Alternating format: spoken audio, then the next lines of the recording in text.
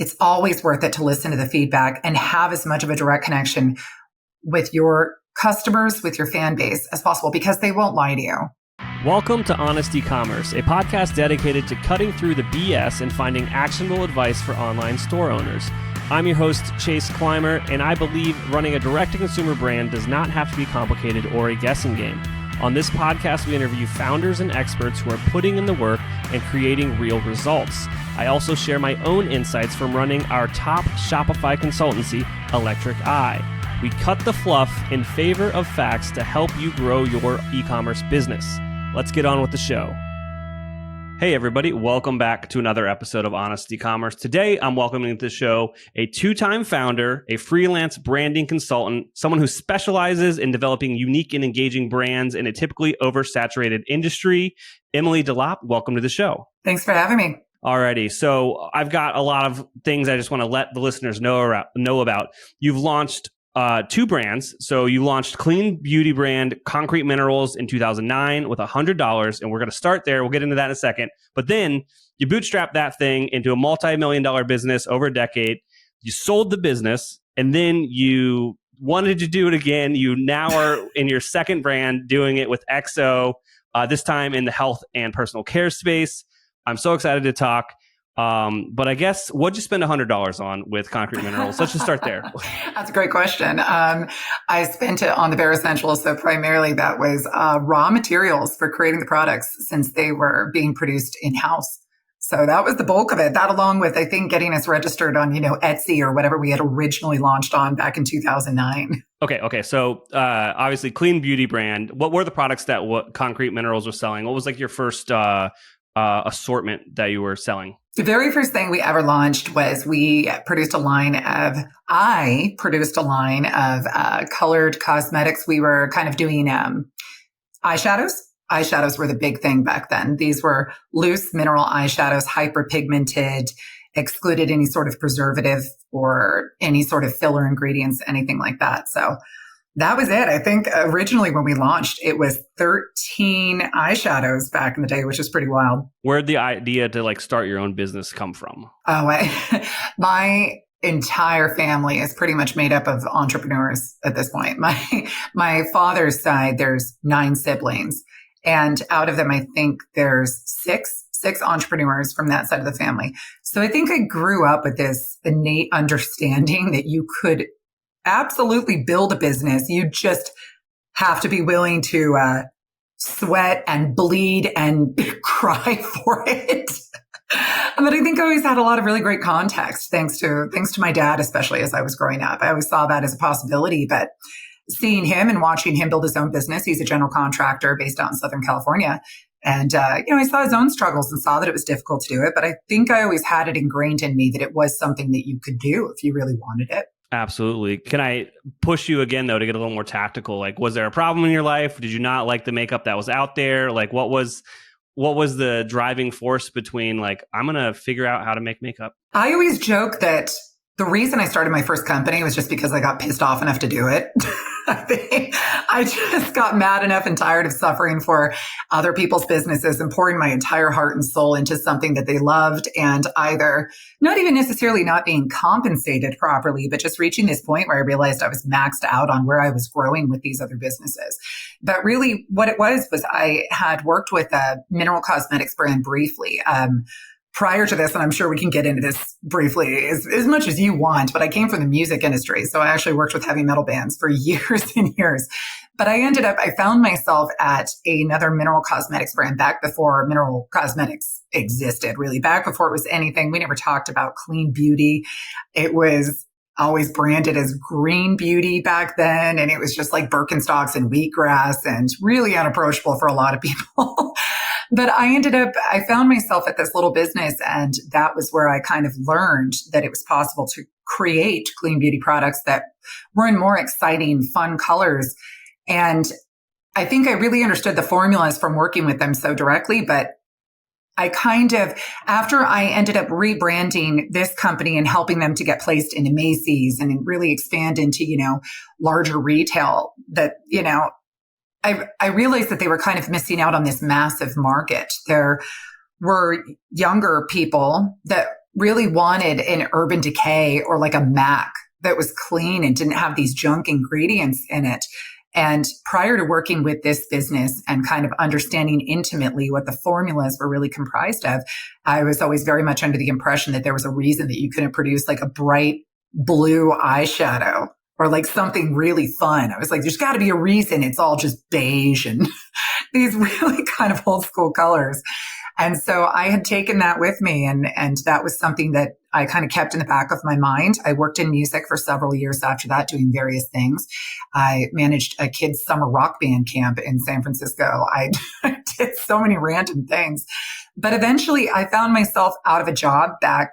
This was during the recession. I found myself out of a job. I had been laid off of another job, and I was just exhausted. I thought I've got nothing left at this point. If I'm going to try, I might as well try now. If I'm going to suffer, I might as well suffer for myself. I might as well see what I can make out of this. So that's where getting pissed off enough really became the inspiration of developing my first company. Awesome. So you had all of this experience working with a previous brand in the same industry, and you saw that, I can do this myself. Everyone in my family is doing it themselves in various different forms. Maybe that's the music background in both of us. You just gotta do it. That's how I ended up here. But you and I can talk more about that offline. Yeah. So you're getting launched. You're getting started. You're going into the clean beauty, mineral derived beauty products, right? You're launching this. You started on Etsy. Is that what you said? Yeah, we actually launched back on Etsy. Like I said, this was back in 2009. D2C wasn't really a thing. I mean, it was really only available to some of the bigger brands primarily. There were no indie brands that were really kind of launching their own websites because there was so much technicality behind it. I mean, it was still so difficult. We didn't have anywhere near the resources available that we do with things like Shopify and then all of the, nearly unlimited apps that we can install, and they're just so user friendly and all of that. So back in the day, we were kind of relegated to what Sophia was doing, Sophia Amoroso, when she was building Nasty Gal. I joke that our timelines are very, very parallel. It was right around the exact same time. She was building Nasty Gal. That was up in San Francisco. And I was building this one down in Southern California. She launched on eBay, and I had decided to launch Concrete Minerals on Etsy. There was already a built-in group of people that were looking for mineral cosmetics, indie cosmetics on there. And this was prior to the explosion of indie cosmetics, which led to brands like Sugar Pill and the infamous Lime Crime, for anyone who remembers that whole situation. But prior to any of us having our own websites, we really all thrived on sales channels like Etsy. And Etsy was where we developed our first fan base. I mean, you answered my next question before I could even ask it, but I'll see if you have anything else to expound upon. But basically, I know our listeners always want to know, like, what was your go-to-market strategy? How did you find your first customers? And obviously, releasing the product into a marketplace with established customers is a fantastic way to find out if people give a shit about what you're selling. Absolutely. Was there anything else that you did? I mean, the other big thing, we got very lucky. It was the Wild West of social media. It was the Wild West, man. I mean, everybody was on Facebook. Instagram was still in its infancy, back in those days. And so we had so much direct access to people who were looking for the products. And that meant, anytime we posted something to our 100, 200, 500 followers on Instagram, those were back in the days when they, every single follower of ours still saw every single thing that we posted. Nothing was limited at that point. And so we had so much outreach and direct connection with the small fan base that we had built. And this was also prior to anything really being monetized as far as influencers were concerned. People were really excited to have direct contact with brands as, they were with celebrities and these other things that kind of spawned out of, influencers and social media. And because of that, we were able to really partner with a lot of brands in our infancy as we were kind of developing things with Concrete Minerals. We were able to reach out to other brands and partner with them, or we were able to reach out to, and these are things that are obviously, they're still available now. These things still exist, but for a very, very small brand that was being bootstrapped. We had a lot of direct access back then that has since been, obviously it's been throttled in some ways. And, social media has figured out how to kind of monetize some of those things in a way that's, I would absolutely argue is detrimental to smaller brands that, especially that may be bootstrapping. But back then, man, it was the Wild West. Hey there, merchant.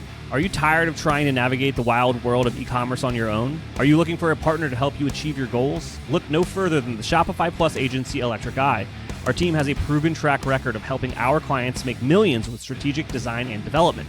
Whether you're migrating from a legacy platform to Shopify, designing a new theme for your store, or just looking to optimize what you already have, Electric Eye is the perfect partner for you. Electric Eye are true Shopify experts. Not only is our Shopify knowledge unparalleled, but we have partnerships with all the best tech in the Shopify ecosystem. And don't worry, we're easy to get a hold of. Our clients rave about our fast communication. So here's the deal. If you're an e-commerce business doing over $1 million a year, you can receive a complimentary Shopify diagnostic from our team of experts. That's free, personalized, strategic recommendations to improve your store and grow your business. To get started, head on over to electriceye.io/connect to schedule an intro call with one of our experts. That's electriceye.io/connect. Are you tired of your cash flow being tied up in inventory that takes ages to arrive from China? How many times have you missed out on potential sales during peak season due to inventory delays? Well, here's some news that might just change the game for you. Imagine increasing your lead time by 10x without ordering inventory in advance, reducing your inventory risk by over 66%, and enjoying 3 times better cash flow. Sounds too good to be true, doesn't it? Well, with Portless, this dream can become a reality. In the unpredictable world of inventory projections and holiday rushes, Portless is your reliable partner. They ship your products directly from China to your customers, keeping you stocked without the burden of additional storage fees. Say goodbye to the hassle of ordering inventory in advance. With Portless, you have access to factory MOQs and can replenish fast-moving products in just 3 to 5 days. Capitalize on demand, eliminate wastage, and get your precious inventory ready for sale within 2 to 4 days of manufacturing. No more waiting 45 to 60 days for cargo ship arrivals. Shipping to over 55 countries from their fulfillment center in China, Portless ensures your customers enjoy a seamless domestic experience with 6-day shipping and last-mile tracking from trusted carriers like USPS, Royal Mail, and Canada Post. The best part? It's cost-effective. Portless helps you improve your gross margins by up to 40% thanks to Section 321, eliminating fees and costs associated with traditional fulfillment options. Not only that, Portless ensures your products reach your customers on time while retaining the full domestic experience. Your customers can conveniently track their orders, and you get to keep the custom packaging they love. Ready to revolutionize your inventory and fulfillment process? Visit portless.com today and let them help you with your inventory and fulfillment needs. You launch on Etsy, and walk me through the next year or two. How does the momentum start? How do things start to scale? When does building your own website become something that it needs to be done? That's a great question. It's because we were absolutely reaching that point. Something that was very interesting about launching on a platform like Etsy, and I think that this rings true today, but we had there's a lot of home crafters, which is absolutely what that platform specifically was designed for. However, I had always built this brand. I had always built Concrete Minerals to be a business and to be something that was going to scale at some point. And so some of the interactions would be a little interesting and a little different. You'd get a lot of people trying to negotiate down prices and wild things like that. And so eventually we just reached this point where, and I think back then, we'd still have to repost listings and things like you would do on eBay. And so as far as the back end was concerned of really trying to run the day-to-day and processing orders and things like that, it just reached a point where it was completely untenable. There wasn't much we could do to keep scaling. It was just taking so long to do the day-to-day stuff. And so we had this was prior. Our first website was not launched on Shopify. I always forget that. It was on some sort of an open source platform just prior to Shopify. And my brother, who's an incredible developer, is amazing. And so I had worked with him. He helped us with a lot of the back end. But, we had a theme that we plugged in, very similar to Shopify, things like that.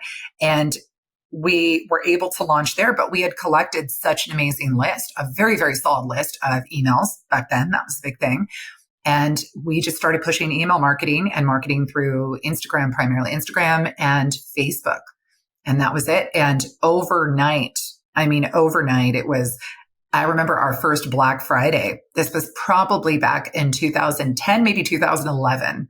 But our first Black Friday was absolutely bonkers. I could have never expected anything like that. And obviously it was off to the races.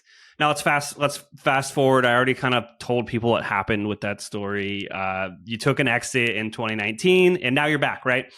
And we talked about starting Concrete Minerals in 2008 and 2009. Now in 2020, 21, 22, 23, what is different? Like, you're doing it again. How do you approach doing it as a founder a second time, with how the technology has changed, how the landscape has changed? Walk me through it. What's like the first thing? I love sharing this. I love sharing how I came to EXO and how this whole thing happened. We had developed Concrete Minerals, and it's something that I was incredibly proud of. Just to go back a little bit and just to kind of touch on the end of that and how everything wrapped up. We had scaled the brand as best as we could do, I had a small team. Everything was going as well as it could. And then we brought on some business partners, a big digital marketing agency, and I fell in love with the guys. They were very much aligned with what we wanted to do. And so they decided to, we still didn't have many resources as far as fundraising or anything like that was concerned. Back then, especially, talking about back in 2016, investors were not looking at consumer products. It was still incredibly rare. They were almost completely relegated to the tech industry, and that was it. So we still didn't have a lot of capital to work with as far as scaling ads, as far as scaling digital marketing or anything like that. And so our resources were pretty limited. So we took on these partners, and they backed our ad spend for 90 days. And that was it. We just flipped the switch. And overnight, we 10x'd our growth within 2 months. It was unreal. And so as a result of that, but there were so many things. From day one, we had produced our products in-house. We were not using a contract manufacturer, nothing like that. We produced in-house. When we had moved into our office space, I built out a fantastic lab in there where we had developed the products and produced them.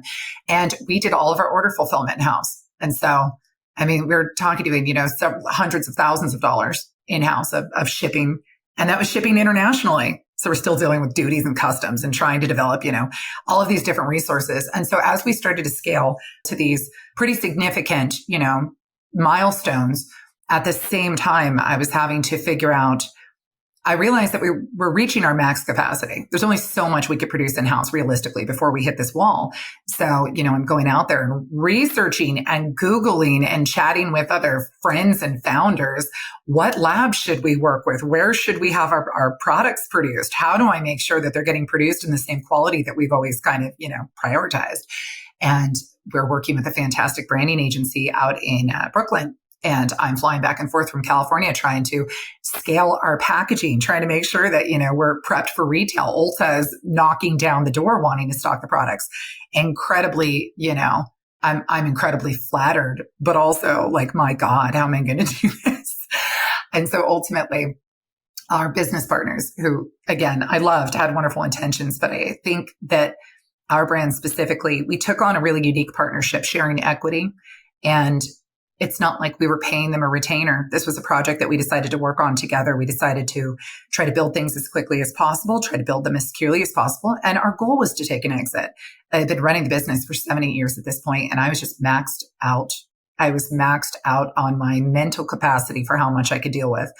And we built it up and things went really great for a while. And then we had some issues with things that they were supposed to take over and things that I was supposed to be managing. And I felt like I had a lot of things that were still left on my plate at the end of the day. And it just all started to roll backwards. And I always say the company was never built on a solid foundation. It was almost built as a test. And I always joke that your first business isn't supposed to succeed. And I spent a year. I finally scaled back absolutely everything that we had. And I knew that it was time to walk away from the brand. And it was time to find it some new owners and to just wrap it up and come to a close. All I wanted in my life was a break and some time and some peace. And so I worked really hard and I found some lovely people to take over the brand, and they really cared about it. They really liked, what we were doing. It was a group of women. I was crazy about that. And it took me a year to take an exit. And I walked away, and that was in November of 2019. And I joked after that I would never in a million years consider building another brand, that there was no way. And I said, God, it's such a shame. It's so awful. Knowing what I know, having the real world experience that I have, it feels like such a shame to not utilize any of that, but I couldn't fathom it. And then the pandemic happened, and I was like retired for a year, and I got to sleep, and I got to do some real work on myself. I got to figure out who I was as an adult. I launched this company when I was 24 years old, and I had no idea who I was without the title founder and CEO of Concrete Minerals. I didn't even know who I was. And then this crazy thing started to happen. And after about a year of soul searching and really feeling genuinely happy and just taking a real break, I started thinking about business ideas that I had always had in the back of my head. And I started to get kind of inspired by things again. And I started to think about this idea that we had kind of worked on here and there. We thought about expanding a different line with Concrete Minerals at one point that really more heavily focused on the idea of working in aromatherapy, but with personal care products, but in a really, really lighthearted, stupid, fun, satirical way that was really approachable. And I started revisiting that, and I started falling in love with that idea. And next thing I knew, I was working on business plans, and I was working on all of the things, looking at these different resources that I now had available in front of me that I would have killed to have had when I built my first brand, and realizing, oh my God, there's so much more available. And I know how to utilize these tools. I know how to do this. And I just started getting really excited about it. And so as of August of 2021, I filed my paperwork. The business was created. And that was when EXOH finally first took root. That's amazing. Now, this time around, obviously technology has evolved quite a bit. How did you approach launching the product as far as like what its home would be, but B, like what is that go-to-market strategy? So that one, again, that was really something I feel incredibly lucky, just kind of having the information that I have now. I have seen brands over the years, backed by hundreds of thousands, if not millions of dollars. I have seen tons of waste that has gone on. I have seen brands scale too quickly without building really solid fan bases and customer bases and really kind of understanding what's working, what's not. So something that was always a plan with EXOH from day one was to do production in-house, which sounds wild and sounds crazy, having been in the position that we were before. But something that was really unique with this one was that while I was running Concrete Minerals, I had already sourced a contract manufacturer that I fell in love with, that I knew from day one of developing EXOH was going to be the manufacturer that we would scale our products into. But the reason I always wanted to launch and do production in-house for at least the first 6 months to the first year was because it was a really easy way for us to just really test and figure out what people wanted, what they didn't, what was working, what wasn't, before I was stuck with some massive MOQs from, these manufacturers and with a bunch of stock that wasn't going to move. And so that was definitely one of the big goals from day one, was to kind of build in that way. And the other big one, we launched D2C in February of this year, in 2023. And that meant we launched on Shopify. We launched our website. We also, we've implemented all the kind of basic sales channels. So we've got, Instagram on there. We are finally onboarded with TikTok. Shout out TikTok for finally rolling out US Shop, man. That took forever. But we went ahead and launched on there. We ran some TikTok ads. We've been kind of testing ads since then, and really just looking at some numbers and getting our analytics and just kind of sorting through what's working, what's not.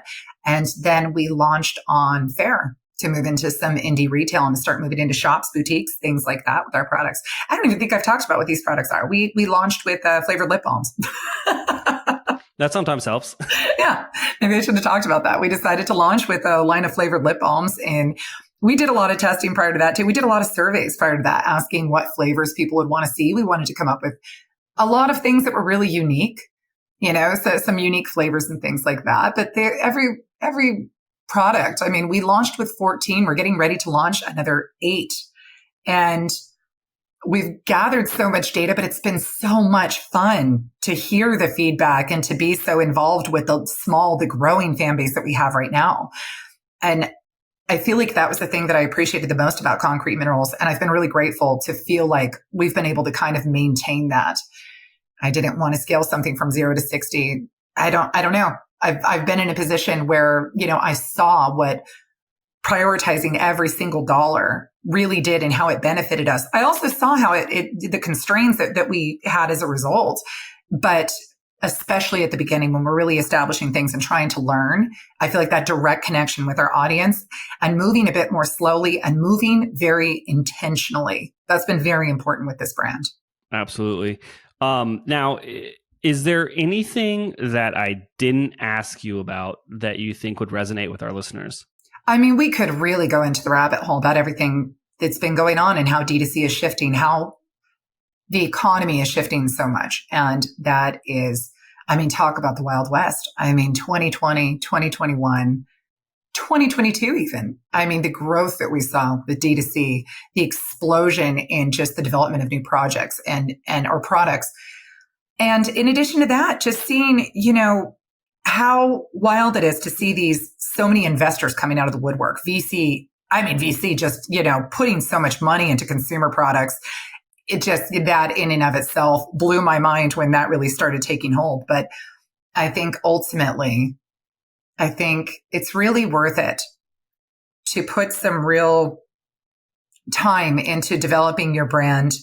It's always worth it to listen to the feedback and have as much of a direct connection with your customers, with your fan base as possible, because they won't lie to you. They're not going to lie to you.